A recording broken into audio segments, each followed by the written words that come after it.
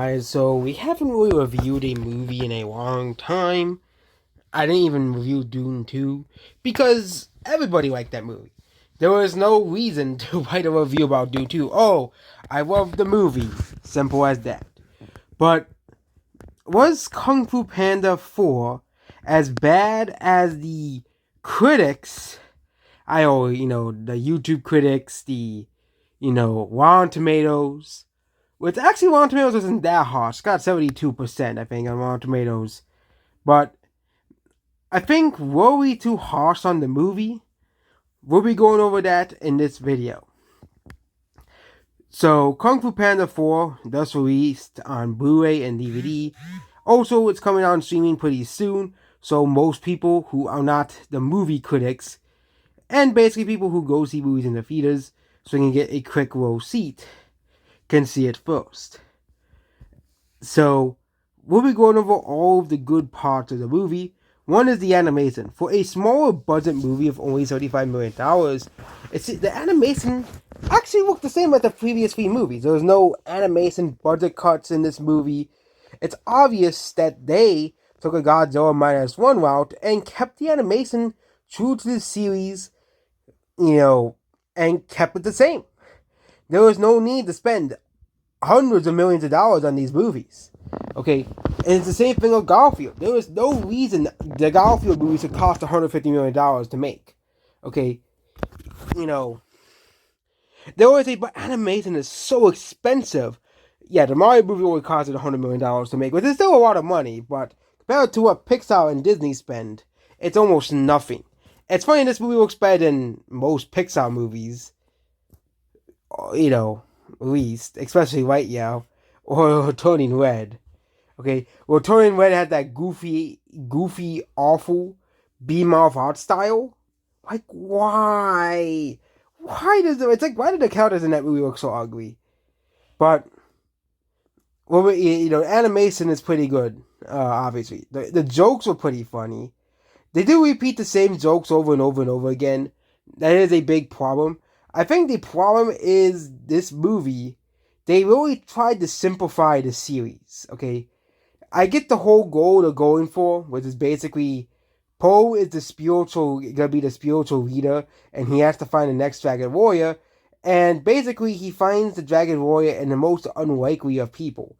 We're not gonna be giving any spoilers for this movie, obviously, only minor spoilers, obviously, but yeah, that is basically one of the big things in the movie. Yeah, we're not gonna basically spoil the whole part of the movie. We will talk about small parts of the movie, obviously, but yeah, the whole point of the movie, I think, is that. But I think the problem with this is basically the problem with, a lot of DreamWorks movies in the past decade. A problem with modern DreamWorks movies is that they're just trying to just appeal, like, they really believe in the idea animation is only for children. Okay?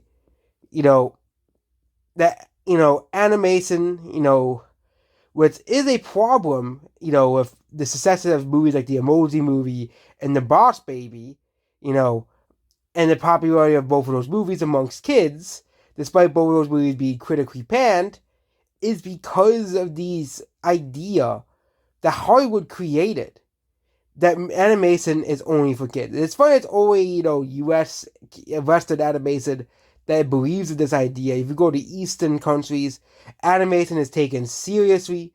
I think this is just the latter part of the Western countries refusing now to take animation seriously. We get movies like the Boss Baby, Trolls franchise. These types of animated movies that are not taken seriously continue to have dwindling numbers, as we said that made by Illumination. For example, the last Trolls movie didn't break even at the box office, which would be pretty surprising, all things considered. And some of the highest selling movies, some of the best rated animated movies, are movies that take the animation seriously, like Puss in Boots: The Last Wish and Spider-Verse movies. Okay, that's the major disappointment I have in this movie, is that they basically took Kung Fu Panda, one of the most serious. Okay, I know Kung Fu Panda is not the most serious animated franchise, but the villains in the Kung Fu Panda series, and yes, we're talking about the villains here. The last three villains were very, serious villains. Tai Lung, wanted revenge against the Valley, uh, because he, was betrayed by Uguay, and Master Sifu did nothing to stop Tai Lung's rampage, which caused all these problems. It caused him to be arrested, and once he was released, he was like one of the strongest warriors ever. Sen murdered a lot of Poe's kind, the panda, and murdered Poe's mother. Obviously, if you watch the third and fourth movie, Poe's father is survived, and they headed to a secret valley where Sen couldn't get to them. Tai basically was this warlord that was very threatened 500 years ago, and basically Uguay was like the only one able to beat him. And basically Kai came back and he collected basically all of the chi and magic of the previous characters. Obviously, because it's a franchise, they have to up the stakes here. But the thing with the chameleon, and I think this is the biggest part of the character and the villain, is with the chameleon, is that the chameleon, she doesn't really have a reason to be evil. I think the real reason why she got rejected for Kung Fu was because she was evil. I think that's the reason why. Chameleon was most likely rejected for being evil, and I think, that's my theory about the Chameleon, that the true reason why the Chameleon was rejected was because she was evil. The Kung Fu masters in her area rejected her because they saw evil in her heart and they saw she was an evil person, because height does not really matter in Kung Fu, in the Kung Fu Panda universe. For example, a praying mantis is a part of the Furious Five. Okay, the small rabbits could do even Kung Fu. Okay, anyone could do it. I think the community was rejected, kind of like Tai Lung. But I think the problem is the writers of the movie, they really wanted to simplify it so much so kids can understand it. But the problem is, the first three movies they did pretty fine. Okay, basically, the communion was basically this crime lord that basically ruled the city under her iron fist. Okay, because he was rejected for kung fu, so she basically just take over the city with an iron fist. But yeah, I think that's the main part of the communion. She isn't the worst villain out there. She's okay, but compared to the last three villains, she is kind of underwhelming. Okay, but the movie is still a pretty fun movie. There are lots of good action scenes. There's still a lot of funny jokes in the movie. Obviously, this is the Jack Black-esque type of humor. Of course, he always delivers on the humor in all of his movies. Not just Kung Fu Panda, Jumanji as well. He always delivers on the humor, okay? Jack Black and his humor is pretty funny. He was also really funny in the Mario movie, too. Whenever Jack Black is casted as someone, it's always going to be funny and hilarious. You all know it's going to be a funny time. That's why I don't think the Minecraft movie is going to be pretty bad, because Jack Black's going to brighten that movie up and make that movie a very funny movie. Almost certainly. He is one of the last Hollywood actors that actually, I think people would go see a movie with him in it. Because he just makes all of the movies he's in better. Heck, he even made a song for this movie, which is a cover of the song Baby One More Time. And anyone who listens to that version can admit that's like the superior, 100% better version. It's basically the pizzas of 2024 as well. But despite this, I still think, this is an enjoyable movie. A lot of the jokes are pretty funny. The action scenes are pretty good. I also find it funny that Poe was basically being owned by the chameleon because of, and then Zen, the fox person, had to step up and defeat chameleon. I like that whole passage of torch moment. Oh yeah, I spoiled the movie. Sorry. The movie is like 2 months old. Come on, okay? But yeah, that's the amount of spoilers I'm gonna give for this movie. But yeah, the community, I just find it funny that Poe was basically being tossed around. But they were, it's a pretty funny movie, okay? I'm not gonna spoil the rest, but there's a lot of pretty funny scenes, as well. Also, if you watch the trailer, they practically spoiled the whole movie anyways, so, they gotta love modern Hollywood. Okay, gotta love modern Hollywood. They love to spoil the whole movie in the trailers. So yeah, I think that people are too harsh for the movie, but I think the main problem with Kung Fu Panda 4 is mostly because they dumbed down the movie for kids. Okay, they dumbed down Kung Fu Panda 4 for kids.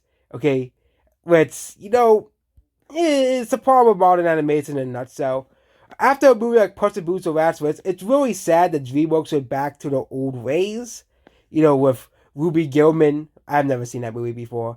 Or a third Trolls movie. Like, really? Or, The Boss Baby. A sequel to that movie. That movie wasn't even funny at all. Okay? But Kung Fu Panda 4 was definitely way better than a lot of, besides Puss in Boots, The Last Wish, and the Bad Guys, which those movies will be way better than this movie. But it seems that this movie, is way better than something like The Boss Baby 2 Family Business, okay? It's way better than that movie, okay? I would have watched this movie like 50 times and watched that movie, that second Boss Baby movie, a second time. That movie was, hopefully they don't make a third Boss Baby movie, because I definitely will not be watching that as well. Okay, I know this movie's probably way better than Ruby Gillman and Trolls 3. Hopefully DreamWorks finally, get some better writers in the movies and write better movies, like more like Puss in Boots or Last Wish. But the thing is, with Kung Fu Panda as a franchise, I think the problem is that the bar was so high, okay, that it was gonna be very hard for this movie to pass the last three movies, especially after a likely long development because DreamWorks, because of the pandemic and prioritization of movies like The Boss Baby 2. Like, ugh. But yeah, either way, this movie was a massive success globally, making around $500+ million, which really shows you that Rotten Tomatoes and IMDb and all these critics, I guess the average audience just watch something to enjoy it. But yeah, will Kung Fu Panda 5 be any good? We'll wait and see. But definitely this movie wasn't bad. It is, I think, around 7 out of 10. Similar to the Rotten Tomatoes score. Definitely not as great as the first three movies, but it's still a very enjoyable movie in my opinion. And there we go about Kung Fu Panda 4. Goodbye.